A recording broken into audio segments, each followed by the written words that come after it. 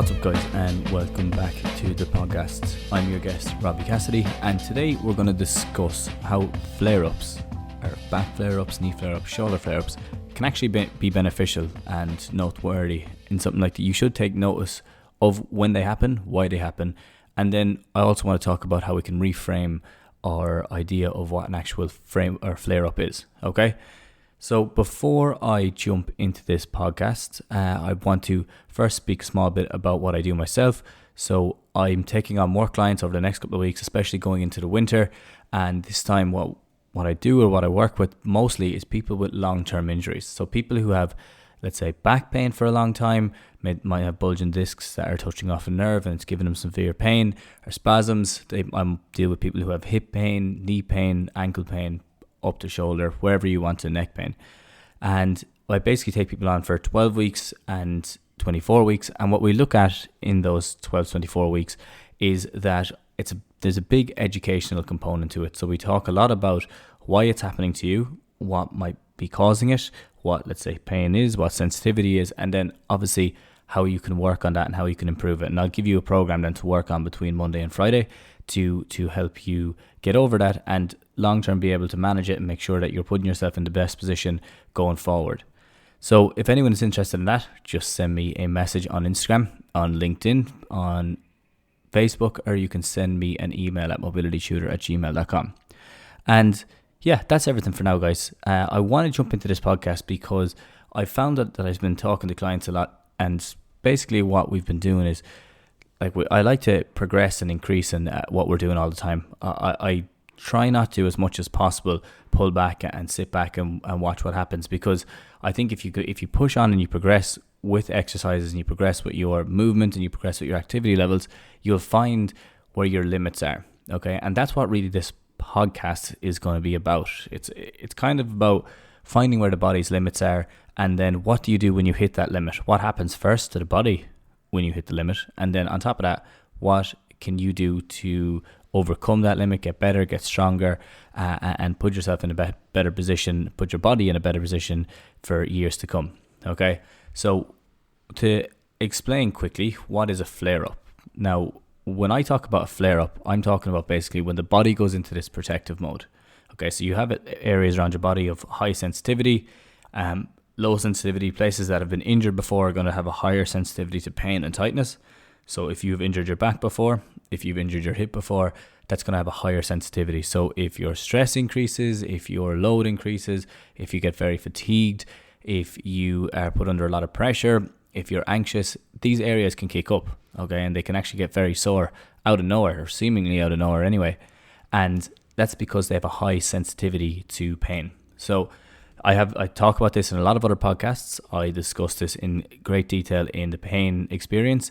It's one of my first podcasts. I think it's number 4. And if you want to go back, I go into a lot of detail of what that is. So what happens with it?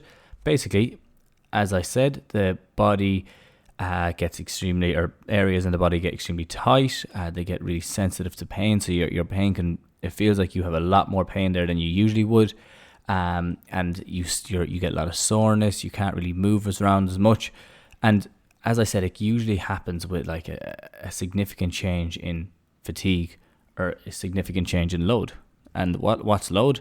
Well, load for some people could be they change jobs, they find a new house, they like you have your emotional load, you have your mental load, and that you might have a lot of presentations to do, and you're picking up a lot of college work, and you're trying to stay on top of all that. Or it could be physical load, like that you're actually training a good bit more. So you could be training 5-6 days a week and you're not getting enough recovery. So the body's not recovering properly. And then because of that, it's going to flare up and it's going to start to break down in a way, okay? Because you can't burn the candle from both ends.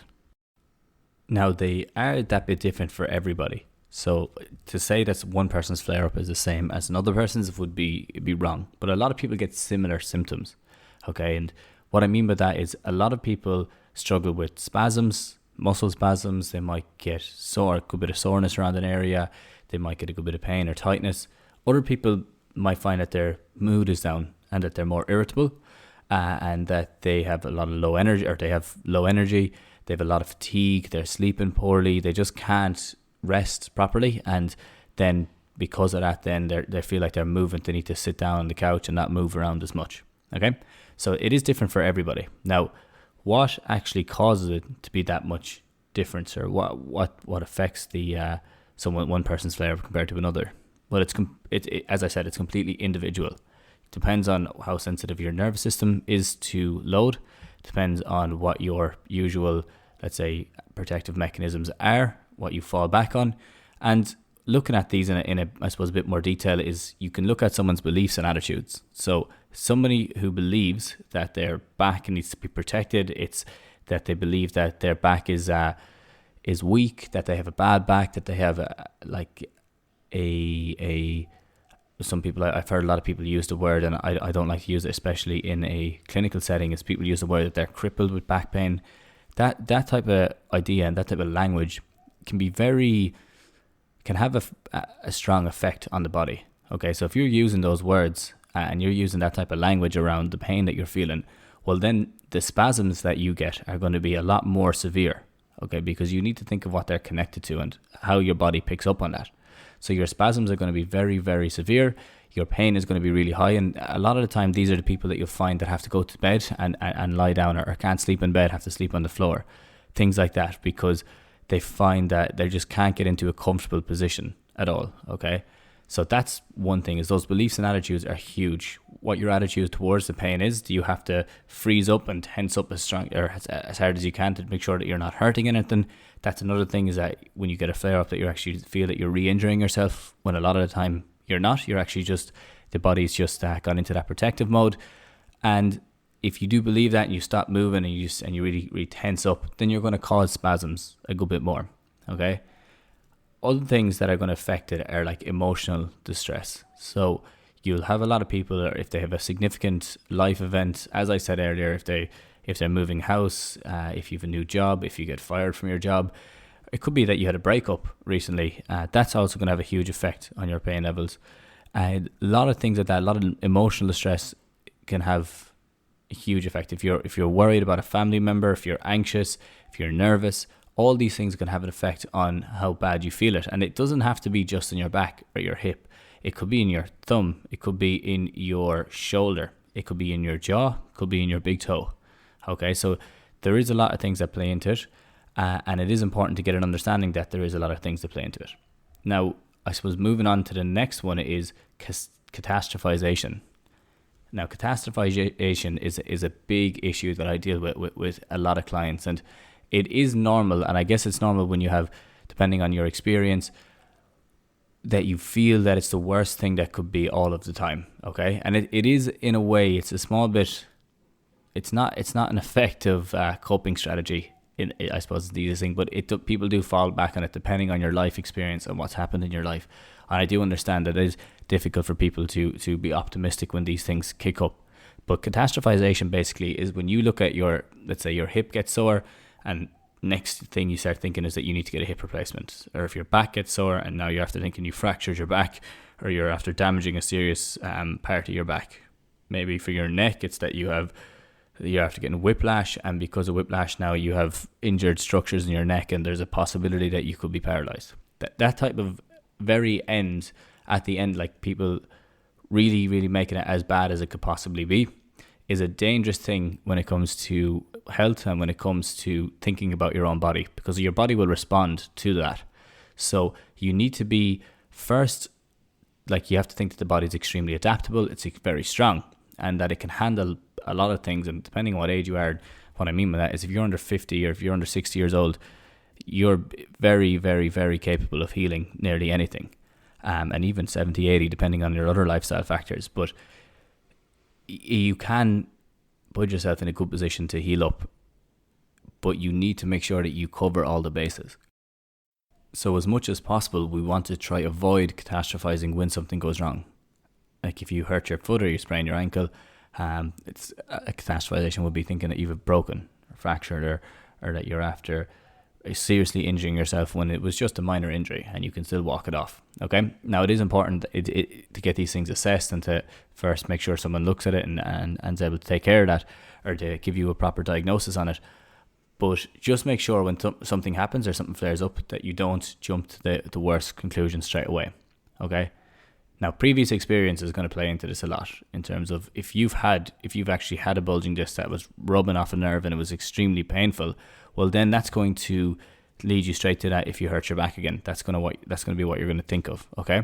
Other things are, if you have a family member, like let's say your mother or your father had a quote unquote bad back, or people in your family have what they call a bad back. What I hear a lot of the time is that if that's in your family, if that's something that you've watched or you've experienced people going through a lot of pain, well, then very likely you're going to react the same when that pain kicks up for you. Okay. So previous experience is really, really important as well, and just get an understanding of what may be contributing to your beliefs and your attitudes around what's causing your pain. Okay. Is it your family member? Is it someone that you looked up to that got injured in a certain way and they were out for forevermore? Or was it somebody that, like an athlete even, that you were looking at and then they had that injury and they never played properly again? Or was it, let's say, your uncle or your brother or your sister, your cousin that got in an accident and now they have a lot of pain left over after that, and you don't want to be the same way. So previous experience is huge on that, and we need to make sure that we are taking account of what actually is causing us to think certain ways as well. Because if you can figure out what's causing you to think that way, it's a bit easier to address it. If you don't know what it is, it's harder to address it in a rehab process. Okay, so figure out what it is, get a better idea of it, and then maybe you can dig into it a small bit more and see if it's a realistic view. So what do you do? So in this episode, I'm talking about how flare-ups can actually be a beneficial thing. Now, to look at them in a beneficial way, we need to reframe it. We need to reframe what a flare-up is, okay, and what this significant increase in pain, tightness, or spasm is. And if you do that, if you reframe it, you can basically think about it a different way. You can figure out a different strategy, a different coping strategy to it, and then in time take down sensitivity around the area, and in time look to improve your condition. Okay, so reframing it is the first thing we're going to do. Now, what does that mean? So when it does flare up, especially now, I'm talking about people here who are actually going through a rehab protocol, okay, as well, because it makes a lot more sense in this situation. So if you're going through your rehab process, well, then let's reframe that flare up. So instead of when things kick up, they get very tight and sore, you're not back at actual square one again. You're not back at the start and you have to start again. But what you have found is you have found your new limit of what the body's able to handle before it starts to kick back. Okay, because that's what it's doing. It's kicking back, saying, okay, we've done enough here now. It's time to rest. It's time to recover. So that's the idea. If you get that idea if you get it in your head that a flare-up is your limit, and then you can start to understand what else might be contributing to you reaching your limit as soon as you did. Okay, so always remember, the body is a healing and adaptation machine once it's given time to recover. If you give it time to recover and you take a few rest days and you get your movement in and you look at all your other recovery strategies like your hydration, your diet, your sleep, your stress management stuff, if you stay on top of all those things, well, then it's very likely that it will recover and get stronger. It doesn't just recover and get back to the same level, because it's not meant for that. It's an adaptation machine, so it needs to get better. It needs to be able to handle the same amount of stress, but handle it better, because the body itself is extremely efficient in how it works, and it's always looking for efficiency. And that's why routine is such a good thing, is that you fall into habits and you fall into routines and you use less energy. So the body's always looking to use less energy with things, okay?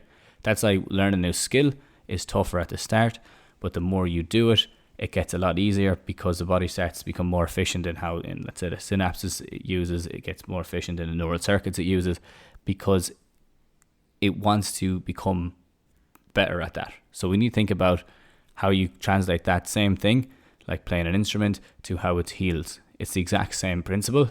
It's just a small bit different in that you're focusing on more like the physiological side of things, while when you're doing a skill, it's more on the neurological. But as I was saying, it's still adaptation. So when we know that, and we know that it's going to adapt to things, when you hit a certain point and that flare up happens, first off, take a step back. Don't be afraid of it. Okay, so take a step back, think about it, and realize that, okay, I'm after hitting my limits here. It's probably time for me to recover. What do? I look at my hydration, I look at my diet, I look at my sleep, I look at my stress, How can I manage that better? And I look at my movement and activity levels as well. Have I just been sitting down all the time, or have I been training for the last while? What's my cognitive load like? Am I studying a lot more? Am I reading a lot more? Am I taking in too much information on Instagram, on TikTok, on YouTube? Am I taking too much in? And now that's causing me to kick back and be fatigued. Now, the other thing is, when it flares up, I should say that you should get onto a medical professional or a healthcare professional, just to make sure that it is what it is and that it's the same thing that's usually kicking up. And once you've that cleared, then usually, nearly in all cases, especially when it comes to a flare-up, and a flare-up is more to do with long-term injuries than just a short-term injury, or a recent injury, I should say. Usually you haven't actually re-injured anything. If anything, you've just triggered the body's sensitivity and its warning signs, and because of that, now it's kicking back. Okay? Now, it's easier to reframe this idea. It's easier to kind of get a better understanding of what a flare-up is when you're actually working towards improving it. And the reason being is that because you're making different changes that are going to contribute to that. If it's a flare-up that happens and you're unaware of why it happened, and you've just been going about your daily life, or thought that you were going about your daily life the way you usually have, well, it's a small bit harder to figure out in the moment, okay, well, this caused it. But when you are working towards improving it, it's a lot easier, because you can say, well, I upped my mileage this week.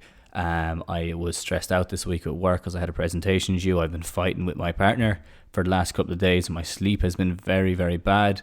I've maybe been training as well with a team, and there's a big match coming up at the weekend, and I need to be right for that. So that's the thing. If you can get an understanding of what's causing it, then it's a lot easier to fix it. Okay? So how do we reframe it? How can you actually reframe something when it kicks up? Well, first things first, as I said, you need to take a step back. And you need to take a step back and recover.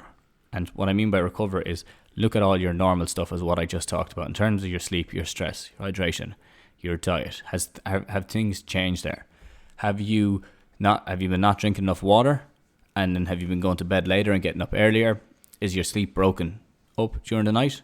Has your diet changed so that you're eating a lot more processed foods, or foods that you in general don't bode well with you, like, and you have a good understanding that they don't do, but you just have fallen into the habit of buying things quickly because you're on the run? And I guess that answers itself. Well, why are you on the run? Why are you buying things quickly? So obviously your load is increasing there as well. And if your load is increasing there, what type of stress have you got on yourself as well? Okay, so see the way it's kind of coming back into itself. You can usually see that one thing is playing into the next. And when I talk through this with clients, a lot of the time we figure out, well, okay, you have a project due, you have a thesis due, you have a dissertation due, I know they're the same thing. You have something due soon, or presentation, and you have been upping everything, but you haven't been taking care of the recovery side of things. So you're burning one end of the candle more so than you were burning the other end, and you're not recovering properly. So that's what we usually take back to. So take a step back and recover. Then take note of what's going on at the time. As I said there, is there projects due? Are you fighting with your family? Are you fighting with friends? Are you fighting with a partner? Is there family issues going on?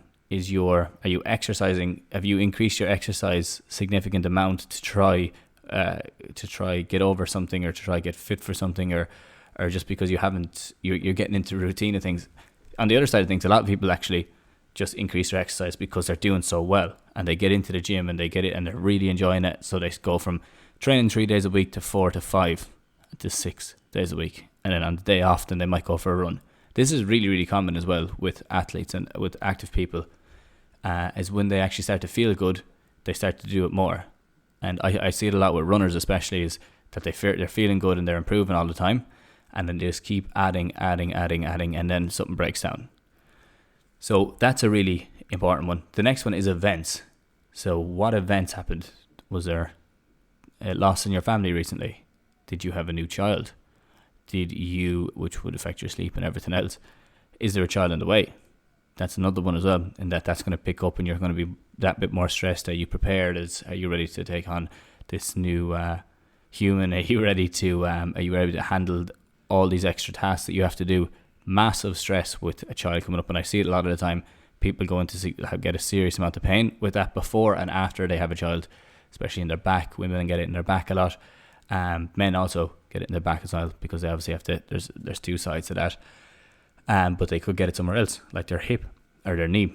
So after that, then, what's your fatigue levels like? Are you struggling to get up in the morning? Do you find yourself more irritable? Has your mood changed? Do you find that you're maybe a bit more reserved? You're not talking to people. You're not as interested in meeting people. You are just sitting on your phone all the time, more so than you used to. And that's one from me straight away that I can say. I know if I'm fatigued and tired, I will just go towards Instagram, because I can easily make the excuse that I'm doing work, even though that's a big lie and I'm just scrolling. And I go to Instagram and I'll find myself just scrolling mindlessly. And if that's happened to me consistently throughout the day, I know that I'm fatigued then. Okay, I know that things are kicking up, because I try not to spend that much time on Instagram if I'm not working on it, because it does take up your time. And I just avoid TikTok altogether, because I just cannot do that. It's way too addictive. So I've been avoiding it. But yeah, I'll know if I'm fatigued, and I go towards social media that small bit more. Okay, and that for me, that's one. Another one is I become more irritable. I lose patience with people a bit quicker. I'm not as motivated to do work. I'm not as motivated to go train. All of these things as well play into it. So you have to figure out what it is for you. When you do figure it out, then I would say to control the controllables. So your flare-up has happened now. You're in a position that you're in a lot of pain and a lot of tightness. So what can you do to it? Well, first is you have to look at your reaction to it. How do you react? Do you start cursing to the world and fucking everyone around you because of the fact that you're in a bad position now and pain has gotten really high and now you can't do anything and now you're not able to train anymore and you can't go to work anymore? Or do you take it as, okay, right, I need to take a step back here now because there's obviously something that's gone wrong, or I'm doing too much somewhere? So first thing first, control your reaction. Second thing, look at your recovery methods straight away. What can you do right now is I would look at your hydration. Number one, are you drinking enough water? Are you eating enough? Are you eating too much? Are you eating the right food? Then I would say, look at your sleep. Are you sleeping properly? Have you been getting your 8 hours? Has there been a change in your sleep schedule? Are you waking up during the night? That's the next thing. Outside of that then, I would look at your load, and we can dig into load. What's your emotional load like at the moment? Have you been overthinking certain things in a relationship? Have you been overthinking, let's say, work at the moment? Have you been putting a lot of pressure on yourself for sport? This is the next thing. Like, load is a huge one. There's emotional, cognitive, and physical load. Are you training too much? Are you exercising too much? So pull that back a small bit, because I'm saying control what you can control. And then outside of that, we're looking at just normal movement. Are you moving enough in general? Are you doing the same patterns over and over again? If your back is tight, instead of not moving into that position, maybe try moving to the tightness that bit more. Look at how you're breathing on a day-to-day. Has your breathing increased? Are you breathing short and fast? If you are, you're probably in a stressful state. Okay? So if you're breathing short and fast and you notice that you're in a stressful state and you can never catch your breath, that's a big one as well, as people, they just feel like they can't catch their breath. I would say start to hold more of your inhales and exhales. So breathe in, hold, breathe out, and then hold. And then maybe extend your exhale out. Doing this will help you to relax down again, and it'll help you to get a clearer view of what's going on. And that all ties into stress. So what is stressing you at the moment? So load and stress are basically the same thing. What is stressing you at the moment? Are you fighting with people at work? Do you not like work anymore? Work dissatisfaction is one of the biggest things in back pain. If you don't like where you work anymore, and you don't like going in the morning, and you don't like the people around the office and that, well then that's going to put you in a low mood. It's going to make you a lot more fatigued, and you're not going to sleep as well. And then because of that, you might, your back will kick up, your hip might kick up, your knee might kick up. But the pain gets very severe very fast. So control what you can and where you can. Now, work is a difficult one for people because you don't want to just quit a job and then try start from scratch and pick up a new one. But it is something that I highlight, and I say it's definitely something that if it is affecting you, you need to think about it, and you need to think about how it's affecting your lifestyle and how it will be affecting your life going forward. Then I would say you need to look at having more of an optimistic outlook. Okay, and this is such an easy one to say, but try say that to someone who's depressed. Have an optimistic outlook, you'll be grand. No, it doesn't work that easy, but you need to practice it. It's not something that just comes naturally to a lot of people. We tend to be more negative in our outlook with things. In Ireland, in general, I find that people are definitely, although they're very friendly and they chat to everyone, there is a bit more of a negative outlook, or people have a bit more of a negative outlook when it comes to things. I'm sure it's the same everywhere, but I grew up in Ireland, and I've been to America. I've lived in America for a good while, and I've been to different places, France and Australia, and different places around the world, and I know Irish people the best, I guess I could say. And I find that some people do fall into that negative outlook. And I think some of it comes from, like, what I do like to see as well is that people are modest with what they are, what they do in general. And with that comes a small bit of a negative connotation when you're talking about it. Oh, it was all right. I didn't, sure, it could have been better. That type of stuff. And having that outlook, although it is good and it's modest and it's nice, you're not boasting a lot. You need to look at how you speak to yourself, okay, and how you look at yourself and your self-efficacy, what you feel about yourself. Do you feel that you're doing as good as you can? Do you feel that you're doing good in general? Taking an optimistic outlook towards things of, when I finish a training session, I need to start, or I did good there, I improved on it. Just a quick example from myself, because just speaking from my own experience, and I could speak with clients, but I know some clients listen to this, so I don't want to be isolating people either.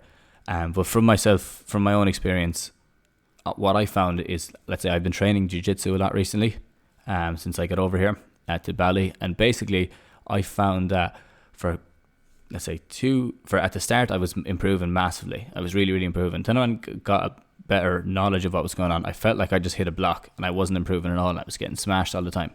And that was going on for 2 or 3 weeks, and I was saying, Jesus, I'm not getting any better, and this is shite, and I'm going to stay training, but I just feel like I'm just getting smashed, and do I have to go for someone else? Is this just going to be the way it is? And I found myself speaking to myself like that all the time when it was coming to it. So what I just started doing is I started using an affirmation, a simple one, every day, every way I'm getting better and better. I started talking about like how after each session I would think back on it, and I think about the positive things that happened and the good things that happened. And since I've started doing that, I've noticed that I'm starting to improve again. And it's very easy to know when you're improving in jiu-jitsu, because you're either getting in better positions, or you're getting choked out, or you're getting your arm barred or something like that. And that's been happening less, and I've been getting into better positions since. So it's easy one to note. The same thing when it comes to business, when it comes to life, when it comes to relationships. Look at how you speak to yourself. When it comes to a flare-up, look at how you speak about your body. Do you take on the approach of, okay, I'm crippled again, my bad back is kicking up again, I'm always going to be like this? Or do you take it as, okay, well, things have gotten the better of me now, so I have to look at what I can do to improve? Or I'm always getting stronger, I'm always getting fitter, I'm always getting better. And using those words, everyone should have their own little affirmation that they use for different things. Using those words can be very effective in keeping you on the right path and not letting you feel like, okay, I'm back to square one and I need to stop everything. Then I guess the next thing when you're looking at how to reframe it and how to get a better idea of it is you need to educate yourself. You need to get a better understanding of what's going on. You need to really look at the body and get a better understanding of what contributes to load, what contributes to pain, contributes to fatigue, how breathing affects your body, how breathing affects your mind, how exercise affects your body and mind, how, let's say, stress affects your body and mind. Okay?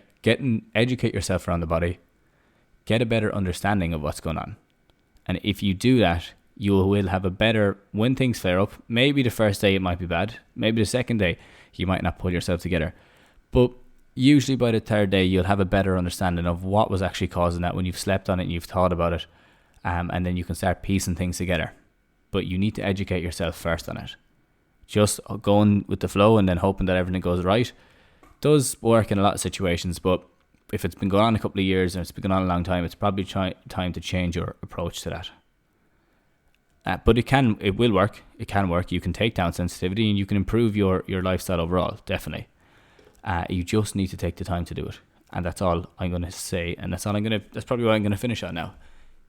Set yourself up in a way that you're always improving. Set goals of what you want to achieve. If you set those goals, you can work towards them every day in small ways.